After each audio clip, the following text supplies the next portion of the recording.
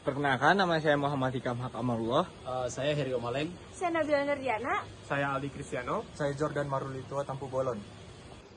Kalian tahu nggak sih gedung Cibadak itu apa?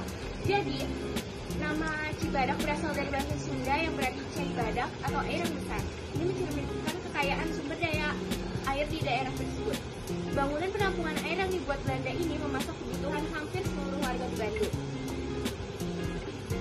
Fungsinya sebagai tempat penampungan air dan datang dari atas tanah. Sumur resapan terbentuk secara alami dan dibantu oleh resapan air. Sumur resapan juga berfungsi sebagai tempat penampungan air hujan ke tanah. Daerah gedung Cai Cibadak itu sekitar 1 abad yang lalu, tepatnya pada 13 Mei 1920, mata air menjadi salah satu pusat kehidupan yang sangat dibutuhkan oleh warga saat itu.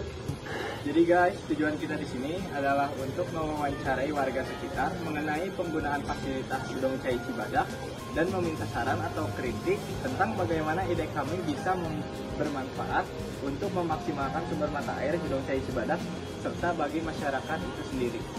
Manfaatnya pun akan langsung dirasakan masyarakat sekitar.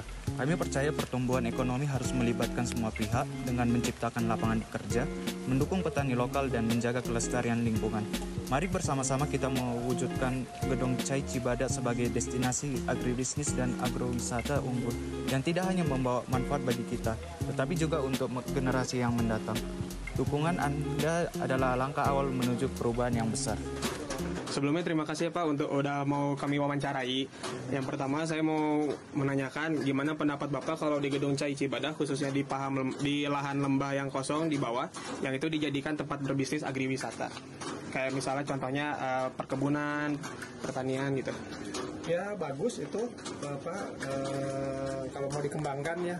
Cuma selama ini kan itu lahannya dimanfaatkan oleh warga.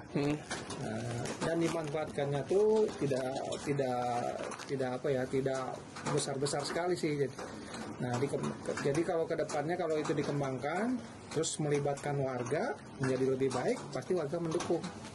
Siapa?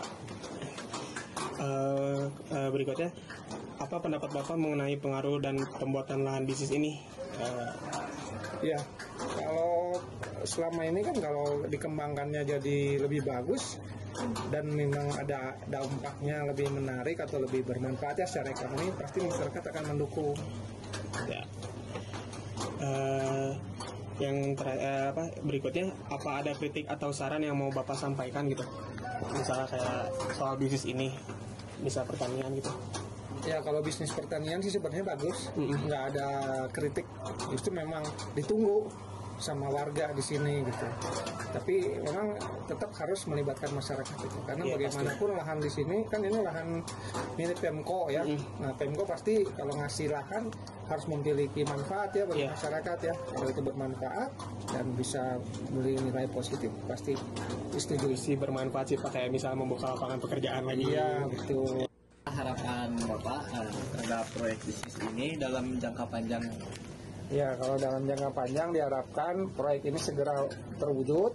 Kemudian masyarakat yang di sini yang sudah memanfaatkan itu tetap tidak merasa dirugikan, dan lebih baik semakin ke depan itu nanti semakin melibatkan masyarakat banyak, tidak hanya petaninya ataupun pengguna yang di situ, tapi ya warung-warung sekitar ataupun nanti di sebelah depan ada taman, itu bisa perparkirannya bisa dikelola, dan lebih menarik lagi ada wisata yang bisa berkembang, tidak hanya dengan pertanian, tapi misalnya dimanfaatkan oleh anak-anak juga.